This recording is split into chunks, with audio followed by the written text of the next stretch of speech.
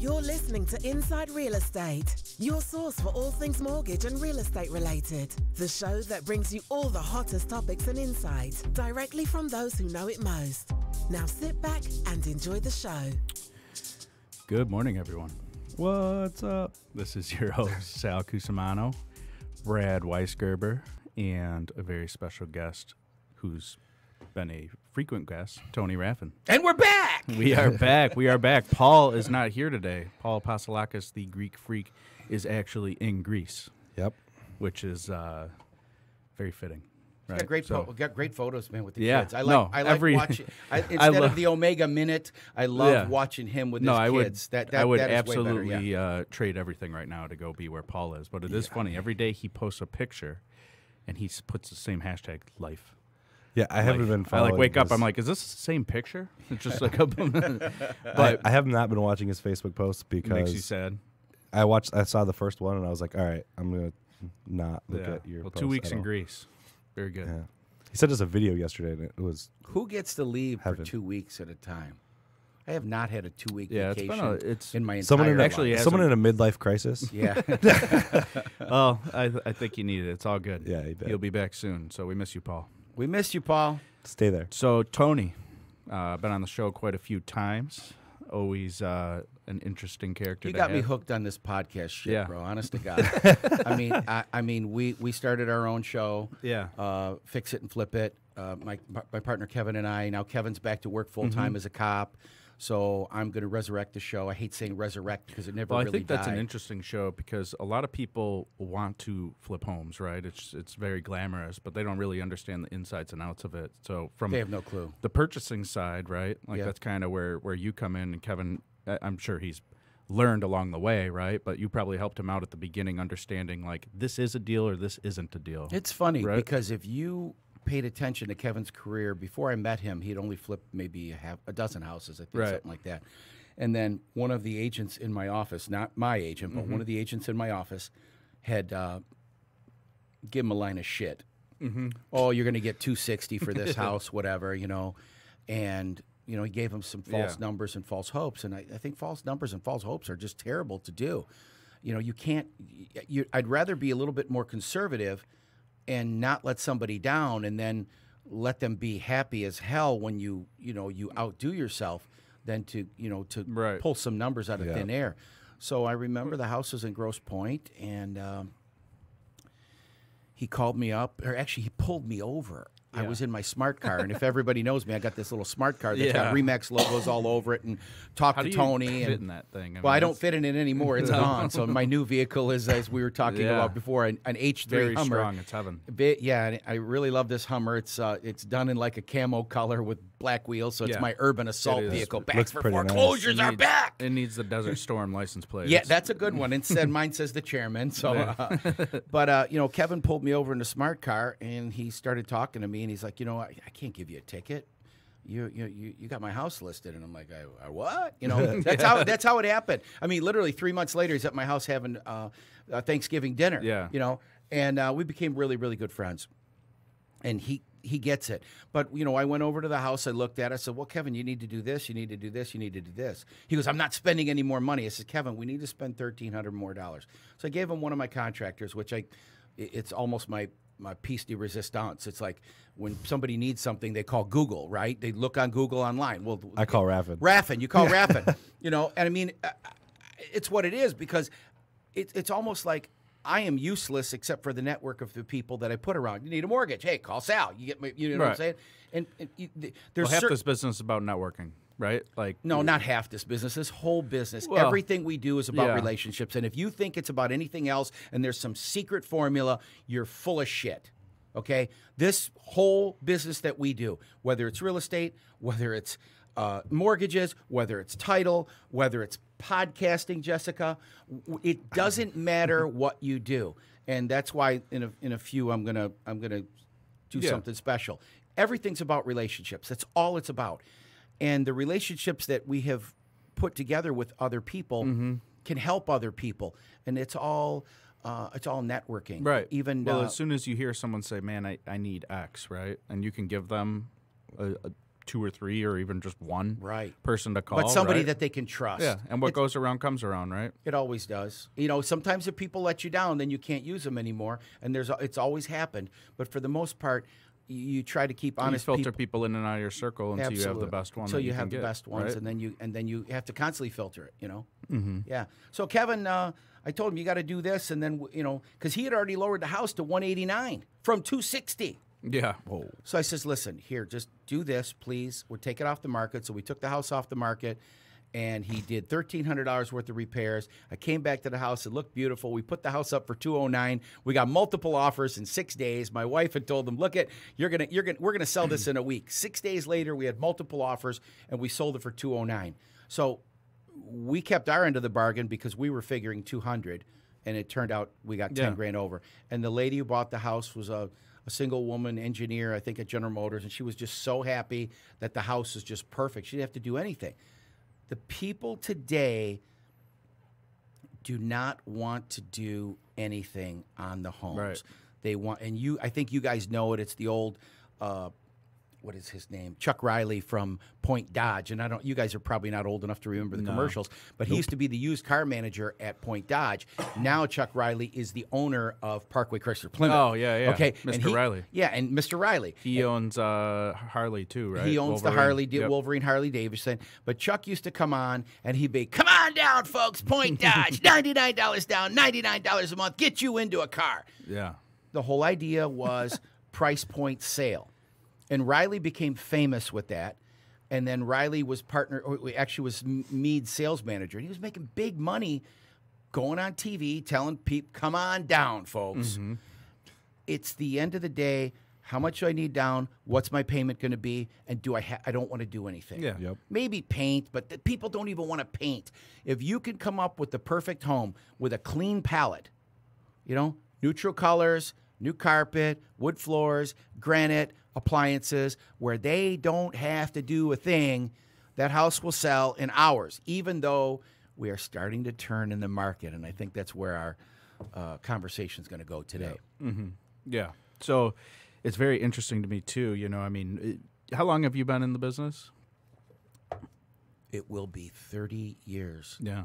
In 2020. So you've seen it all, and I think, from that standpoint, has helped you get to where you are now, and part of that is you've been appointed one of 4 for the Forbes magazine as one of their council of realtors, right? Real Estate Council of Realtors for Forbes magazine. Yeah, I get Which to is write. pretty awesome. It's Nice. cool, man. Yeah. It's So a hell of an congrats on honor, that. man. Yeah, it is. There's one person on the west side of the state, one guy in Ann Arbor, somebody in Farmington Hills, and then me in southeastern, in our Tri-County area. So, Which is, that's insane. dude, to be on the Forbes Council, huge. it's like a feather in the what do the Indians wear? That big headdress? The what do they call that? Headdress. Is it headdress? Okay. It's one feather. So Yeah. right now I'm just one of them little Yeah. guys. I need that thing popping. Yeah, Boy, I need that's that pretty thing popping. awesome, though. So you can write articles for Forbes, which is not like a local magazine, right? It's not like... No, it's a nationwide magazine. Yeah. Not only will the articles be published in print, but they will also be published online. And I think it brings some credibility to who I am. But at the end of the day, I laugh at people. I just sell real estate. I just try to make this world a better place to sell real estate. Yeah, well, and like you said earlier, it's because you have a good circle, too, right? That's like... Yeah, you're in it. Well, hopefully I make it better. Well, no, you can't get all the deals, but at No. the end of the day, you fit a certain niche for that certain deal. And okay, yeah, this deal go great with Sal. This deal go great with so and so. This deal go great with Brad. Everybody's got a different set of skills. Right. And your skills and the lenders that you use provide different things for everybody else. But once again, at the end of the day, it's all about relationships. And I think that's important, too. Like, you can't help everyone, right? And No. sometimes you do more harm trying to help someone than Yes. just saying, hey, listen, you have zero, like for us, right? You don't have any money. You want to buy a house.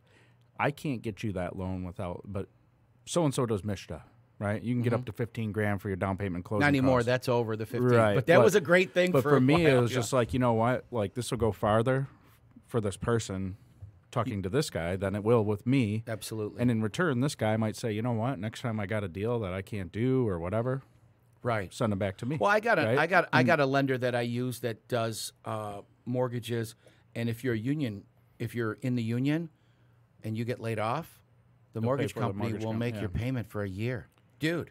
That's awesome. It's almost a no-brainer to jump into that. Considering the amount of layoffs, right? But considering the amount of layoffs and the possibility of layoffs coming, which we will be getting into shortly, too. Yeah. Let's just get into it right now. Let's get into it right now. Yeah. I mean, Okay. it's coming. Yeah. We're so seeing foreclosures increase. I've been getting major requests, and they're usually in the middle of the night. Actually, the other night, When a people couple can't sleep. months ago, I had one bank come to me and needed 50 broker price opinions for one city. Wow. So That was the last time you were on, I think. I remember we were talking about it. Right. Well, guess what? I think it was Sunday night, I got orders for over 60 broker price opinions in our area. One bank, but more than one city.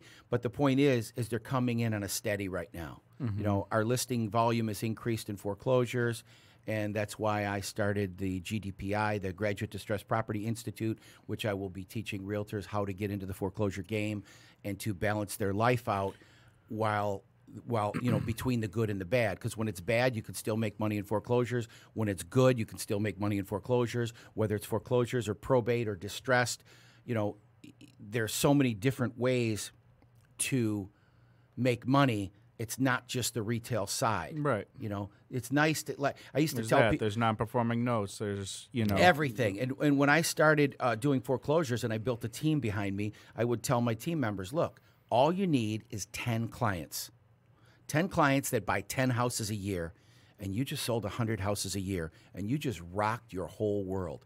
If you focus on finding the good investors and keeping them informed and educated, you'll sell those houses. Even if you found 5 people or 10 people that bought 5 houses, that's still 50 houses a year. Most real estate agents don't sell 40. Right. Good real estate agents sell 40 houses a year. Good ones. If you could sell 50, right. you're already over the top. Yeah. I mean, it doesn't make sense. Right. So, like you said, I mean, they're out there, right? they're out there. It's coming. The interest rates. What would you attribute to it? That's what I was going to ask. Well, it's not because of job losses. That I think we're just coming to a bubble or a plateau where we've increased more. Well, the higher priced homes have not increased more than they were, but the medium and lower grade homes have increased to a level that they've never been at before, pre-2009 foreclosure. So with that being said, why would someone go into foreclosure when they can sell and probably get out? I don't know. They do it all the time. They leave equity on the table. They wait till the last minute. They wait till the last minute. They don't want to. They don't want to. They don't want to let the house. They don't go. want to accept the reality. Yeah, Right. I think And a lot of it is with jobs. the though. foreclosure law, right? Well, People are like, well, listen, let it go, right? Yeah. We're not going to Yeah. foreclose for 6-7 months, Right. whatever, right? Then I got another year rent-free. after that, right? Yeah. 6 months, a year if you have paid more than your 50% of the original loan, Oh. or a year never if gonna you've got happen over for most 3 acres people. actively farmed. I know someone right now that got foreclosed on 3 years ago and still living in the house. Yeah, It happens. I guess I it mean, depends on how backlogged the banks Obama's are, right? policies were a little bit different. It's not backlog of the bank. It's Obama's policies regarding letting people stay in their homes and not getting them out. But at the end of the day, if you don't Still pay your paying the house- mortgage that he doesn't own the house. Well, hey, maybe that's why they let Listen, them stay. a lot of people Very file. possible. A lot I of mean- people file bankruptcy, stay in their same house, and their mortgage is technically given up. Now their values have gone up. But if they want to get another one, they have to reaffirm it and pay it for. But they still pay it. Well, they still pay it. They Yeah. still pay the mortgage. Yeah. But It's not leaving but the even if they prop. let it go to foreclosure again, they can't come after them for Right. it because it was already given up. Right. But yeah, they still pay it. So. Yeah, so it is interesting to see, a turn in the market that way when everything that you hear is all good, right? Well, where's a 30-year fixed at today? Like 399. Okay, I've been hearing 375. Depends It on. depends, yeah. I mean, on average, what I see going out. Right? Okay, yeah, but a good 0 points. a good credit 3.8. score. A Yeah, good 720 credit score. 3.875 maybe. Yeah. Okay. Right? So I'm going to say 3 3.75. These Sure. rates are the lowest they've been in the last 2.5 years. You guys had We're getting close to the last. I mean, back in 2000. That's correct. 11, 12 the rates. Okay, It's so crazy.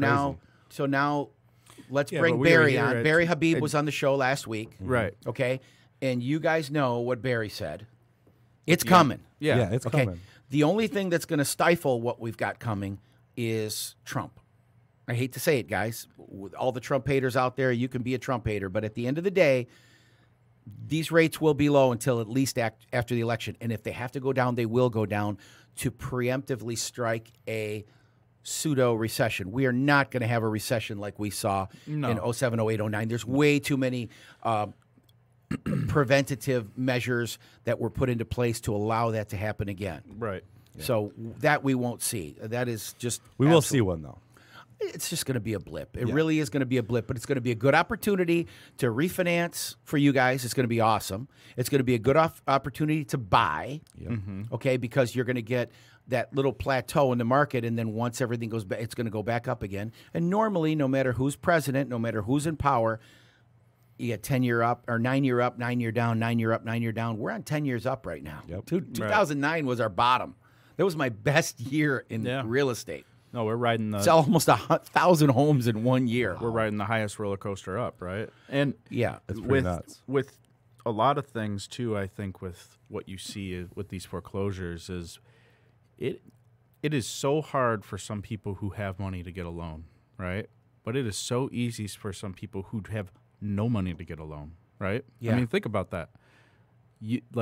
We're telling people like, hey, you need $4,222 to close. You have just told me you have $4,100. Yeah. So go.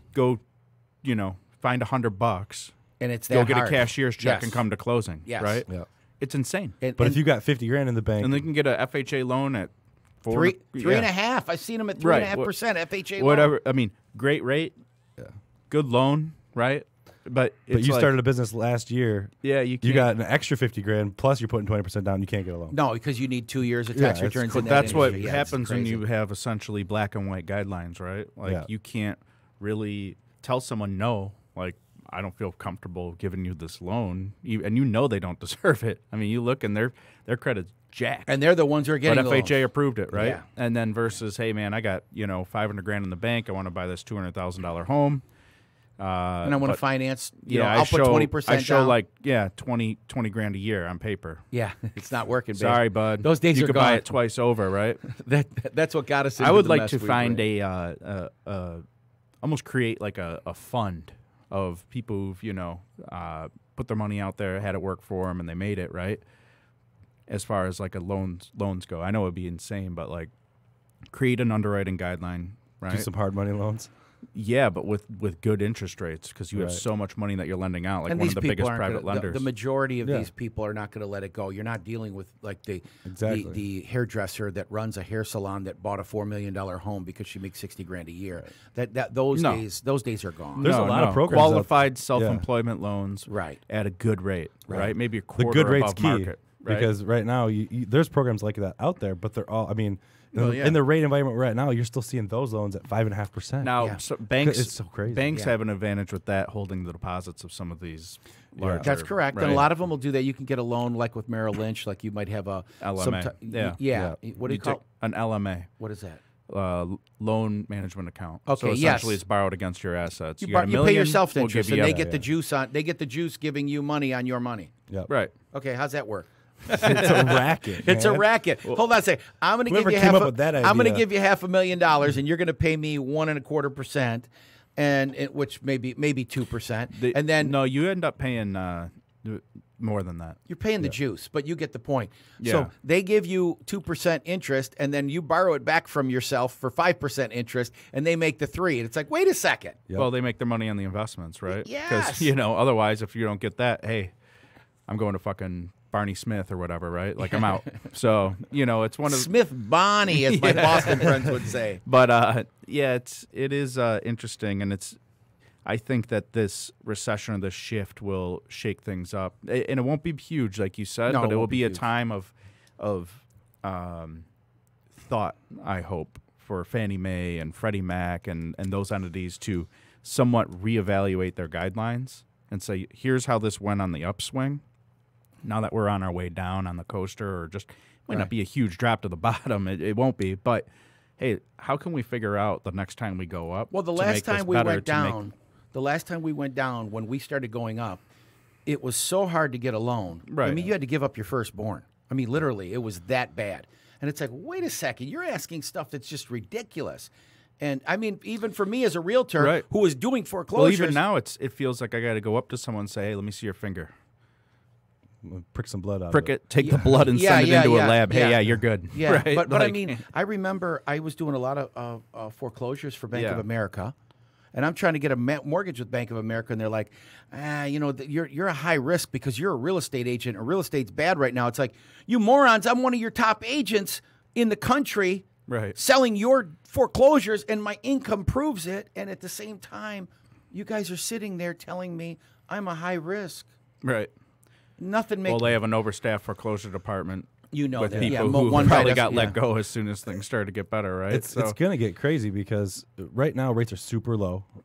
The economy, in any most ways you look at it, is doing well, right? Mm-hmm. And guidelines are tight because of that. So when the economy's good, guidelines are tight, it's harder to get a loan. But rates are still super low, which is kind of crazy. As we go into this recession, they're not going to raise rates in a recession. Doesn't Brad sound so smart? But rates are going to stay low. You sound amazing when you talk like that. Honest to God, it's like you really know what you're talking about. But rates are going to stay low as we go into this recession, which is coming. Mm-hmm. Guidelines are going to loosen up. Yes, rates are going to be low. It's going to be crazy to get a home. I mean, the market's going to blow up. The market will blow up. I agree with Barry. Goes to the other point, right? And I guess it depends, but like people will be on their end like, well, what am I going to buy, right? Because now we still have this inventory problem. Not as bad as it was at the beginning of the year, but it always guaranteed next spring. Hey, same thing, right? Inventory. It seems to be a recurring thing the past 3 or 4 years. How do you see that loosening up to afford more people to buy homes at? I'll give you an example. Let's say you have a house that's in great condition. It's in this subdivision. The average house in the subdivision goes for $250,000, and you have this immaculate home, and you just sold this immaculate home for $290,000 because it was redone to the nines. Everything: roof, windows, furnace, AC, kitchen, baths, floors, basement, everything. Right? All of a sudden, the people that had $250,000 houses think they can get $290,000 for their houses, and then because the appraisers don't pay attention to the detail, they start getting $275,000, $280,000, still close. That's how the price goes up. And then you got all these. I don't mean to call them idiots, but armchair driveway realtors. You know the Zillow people, and the doing way appraisal waivers. Well, and no, shit. listen, Zillow is not your realtor, just like WebMD is not your doctor. Okay. Yesterday I got in an argument with someone. They're talking about these Zillow values, and I'm like, dude, it's a Zestimate. It's got no value at all. It gets you to me. Yeah, exactly. And then I can give you a real number, right? Real comparables. What's the next step after everyone looks at a Zestimate? Well, the Zestimate says X. Okay. Have you talked to a realtor? No.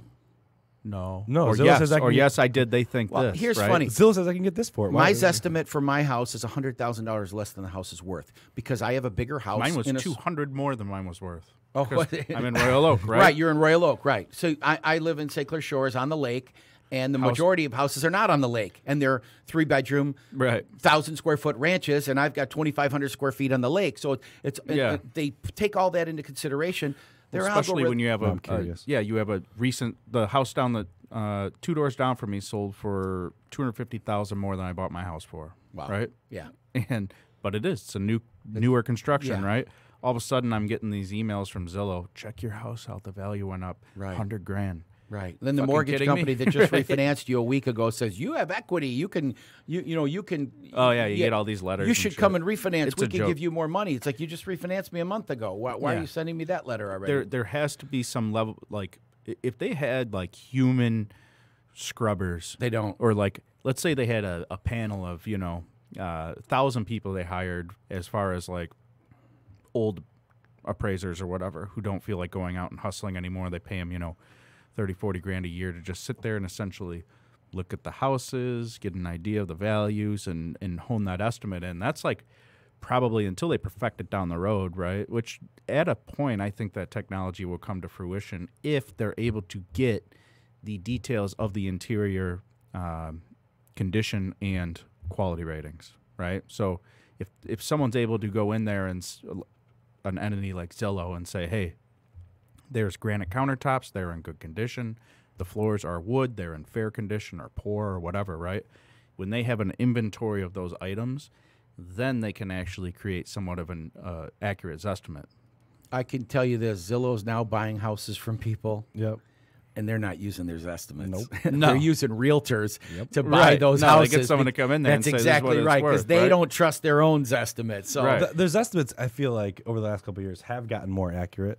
Mine actually I feel like is pretty accurate, but I feel like Depends. there's less variation I mean, listen, than there was 5 years they're ago. pretty I think smart, they and they've honed got it a in. lot of people who work with them, right? yeah, So they do. But you it's can't rely essentially- on that. You can't necessarily rely on it, but it's people know that too. People aren't always stupid, right? I mean, there are a lot of people who are like, well, my estimate says this. That's what I'm going to put in for my refi value, right?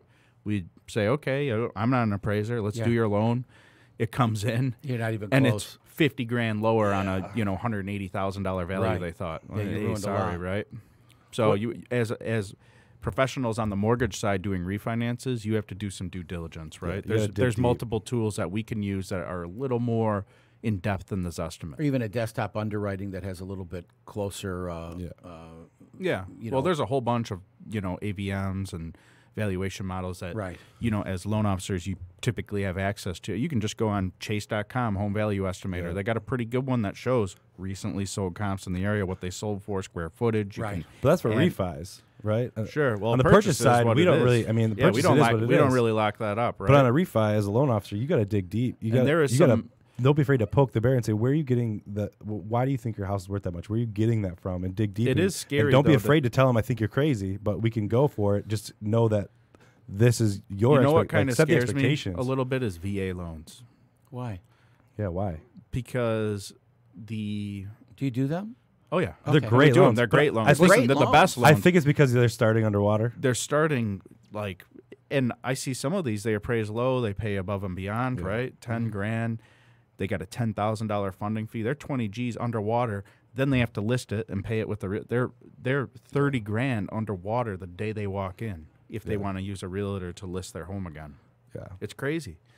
Now, But I the never loan th- themselves. I never thought about it that way. But You know, the it's a good loan way to themselves, think they're about great loans. no, they're amazing loans. But they you help can't people you get can't in. buy and expect to sell anytime in the next couple of years because to your point, least, you're yeah. buried. You're when you buried start. in there, right? Yeah. And that's just kind of a little scary. However, it's the most affordable payment of any loan. So Yeah, I mean it's and it's they the do a lowest lot rate. for the veterans, which is no, it's awesome. a great Yeah. loan. I'm a major advocate of it. It's just a little scary to think, right? Like, Yeah.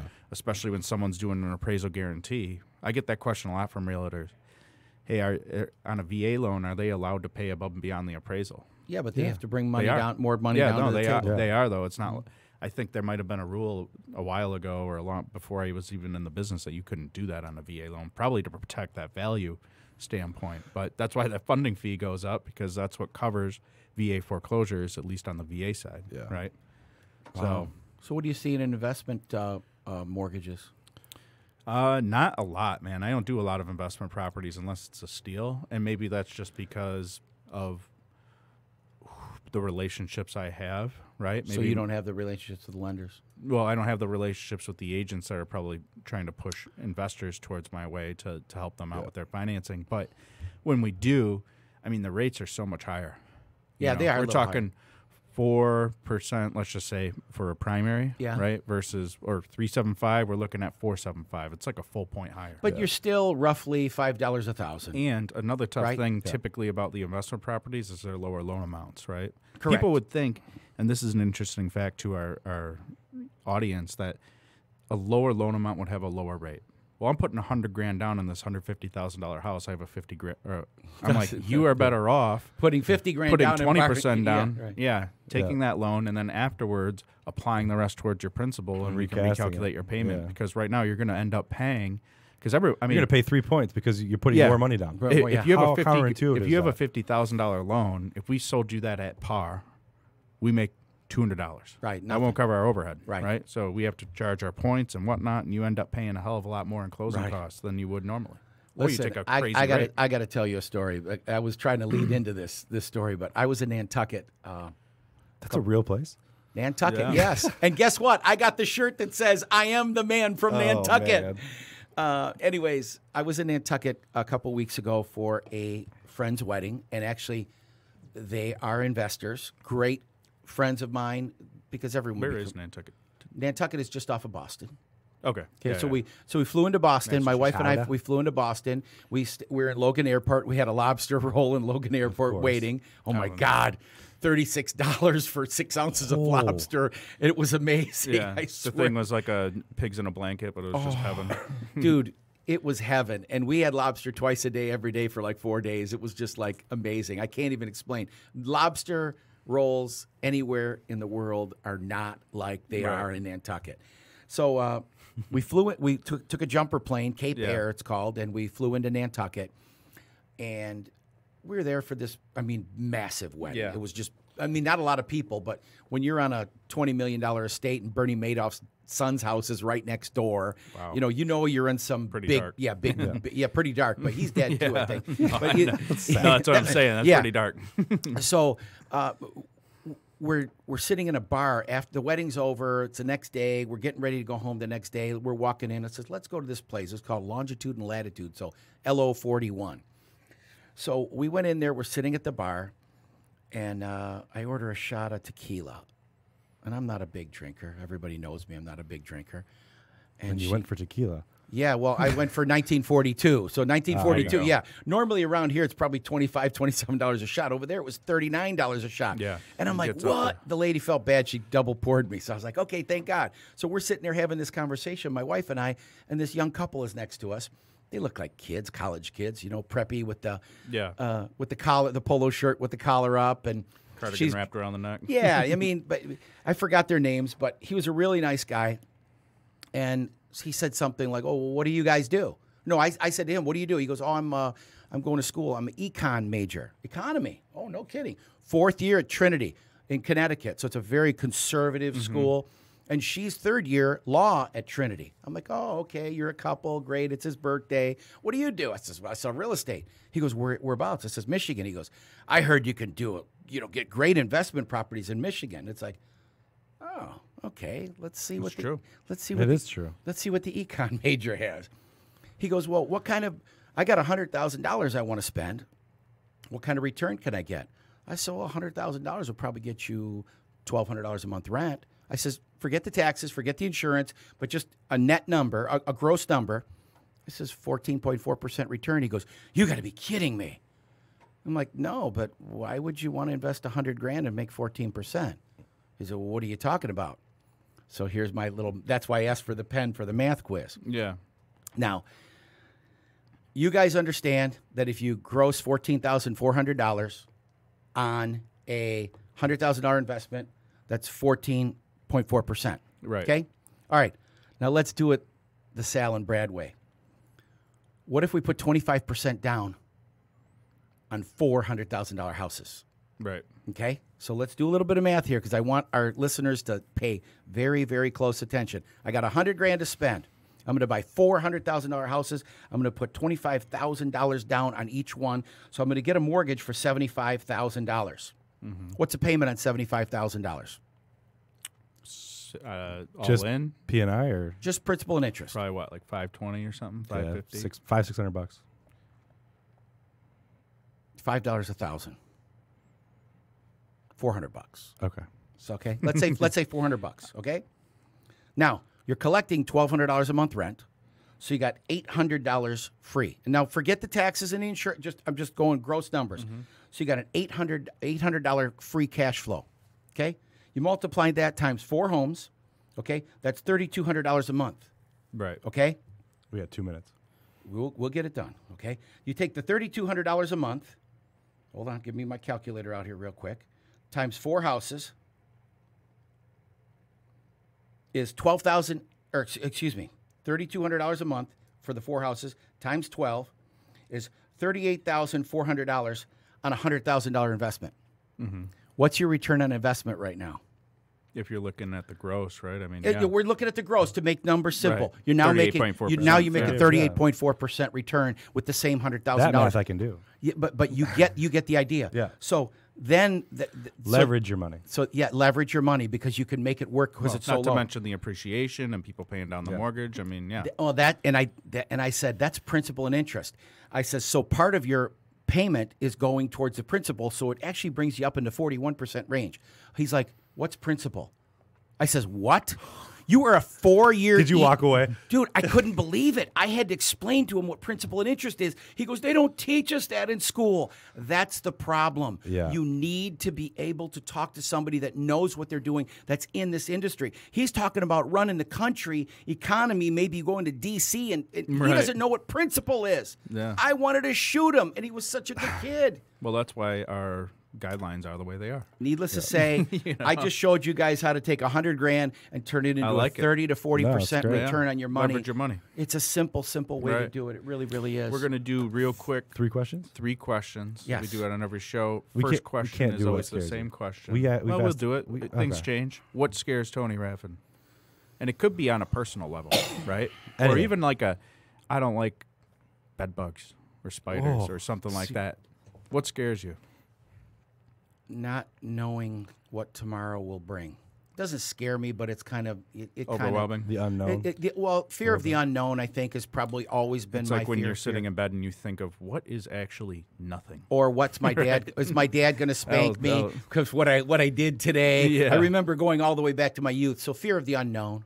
Second question, and I'm not sure if we did this one before with you, but if you could be any animal in the animal kingdom, which one would it be?